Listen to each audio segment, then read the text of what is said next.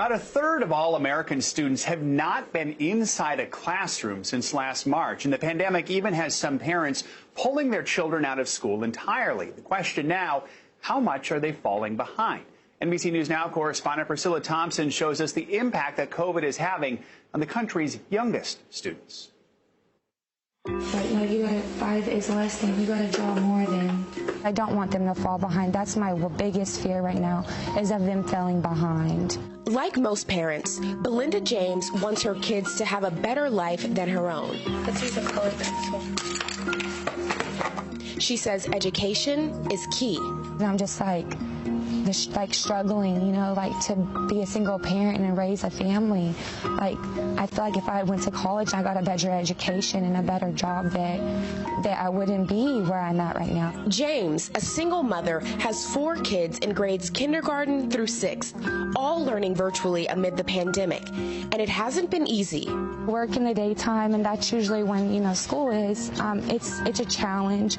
It's usually all in my 6th graders' hands, as far as helping the younger ones if they need help during the day. Just gotta write 3 is less than 5. It's been hardest on her youngest learner, Xavier. To struggle with my kindergartner, he gets wore out. Out of everybody, he misses the most Zoom meetings. Even so, James keeps him enrolled in school, but some parents aren't. The drop that we've seen in our youngest Tulsans coming to school at 4 and 5 years old is incredibly concerning. School districts across the country have reported double-digit declines in preschool and kindergarten enrollment amid the pandemic. In Oklahoma, Tulsa Public Schools reported a 33% drop-off in pre-K registration and a 15% dip in kindergarten enrollment. In many cases, they have just stayed at home or in the care environment where they were before the pandemic began. We have young children who've missed some really critical years of early childhood education. Students who don't attend pre-K start kindergarten 12 to 14 months behind, according to a report by the U.S. Department of Education.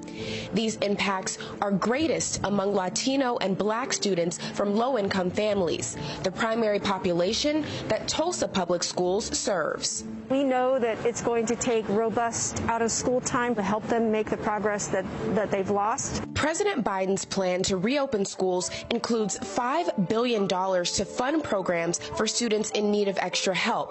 Officials say they'll certainly need it. We need financial resources to be able to add the staff, add the time, add the moments for students to be able to learn. So out of school, after school, over the summer, and it has to be fun and engaging, and academic at the same time. Programs that will likely be needed not only by students who didn't show up to school this year, but even those who did. What do you think is going to be the biggest challenge when your students go back to school?